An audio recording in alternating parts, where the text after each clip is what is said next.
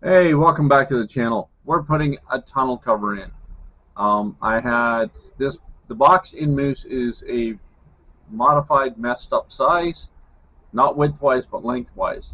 So I had a soft cover from an F-150.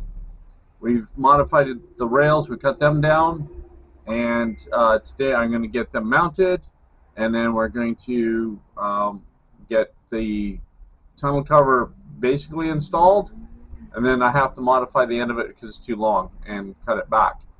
But we're going to get started on the rails and that today and try to get that done. So here are the rails for the tunnel cover. I've already got them cut, so we're going to mount them to the side here. Normally they're clamped. In this case, we're actually going to bolt them on and just make them a little more permanent. In the case of what we're doing with it, I kind of would prefer that. Not to mention the fact I have no idea where the clamps are. So in Moose's case, I want them permanent anyways.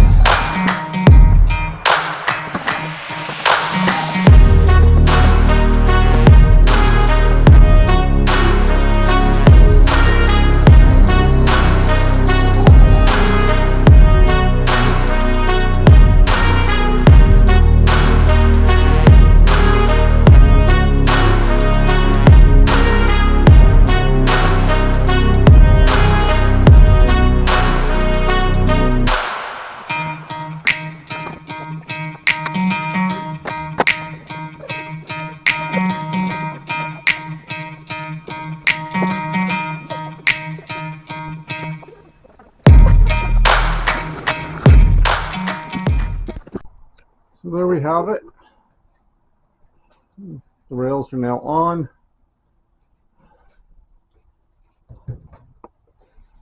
And attached.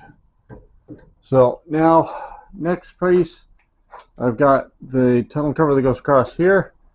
Because we shortened these up and reshaped this, I have to drill new holes in here for it to mount. So we got to get it on here, set up, drill the holes, and then from there we can roll it out and get the rest done. So working on the tunnel cover here, and one of the things was where it beads together here. So this is extra I've now got to get rid of. So the original had it seemed like something sewed in all the way down here. That's cool. Tried to figure it out. Finally opened it up, and it was literally a coiled up piece of rope, like twisted rope. Fortunately, I cannot get the rope to stay stiff enough and get through here. So going through my junk of what do I have this. I've taken out the metal clips between. I'll show you what it looked like before.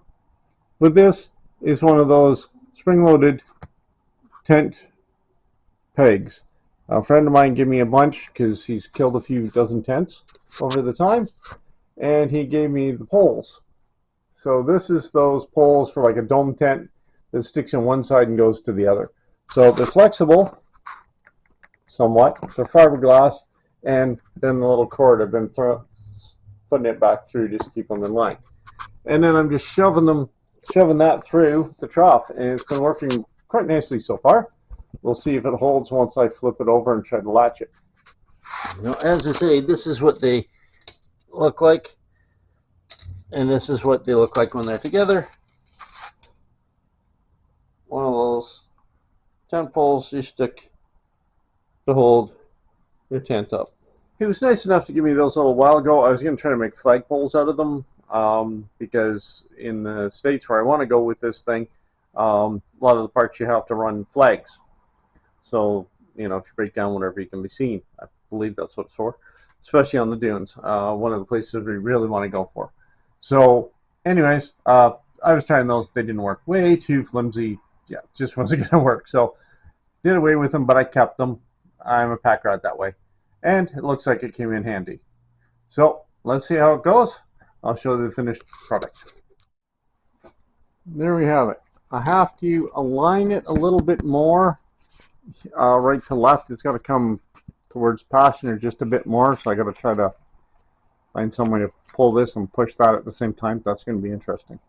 And then I just got to snug it up because same as originally, actually, when it was on the Ford, the Velcro on this side is shorter, like sitting shorter than it is on that side. So I think the adjustment at the top end is out a little bit too. So I'm going to see if I can't adjust that just a little bit, get the Velcros line up better, and then just tighten up the top, and yeah, we should be good. May not be perfectly super tight, but it's definitely gonna do, and it'll keep stuff from getting too wet in the winter. Looks good, not bad at all.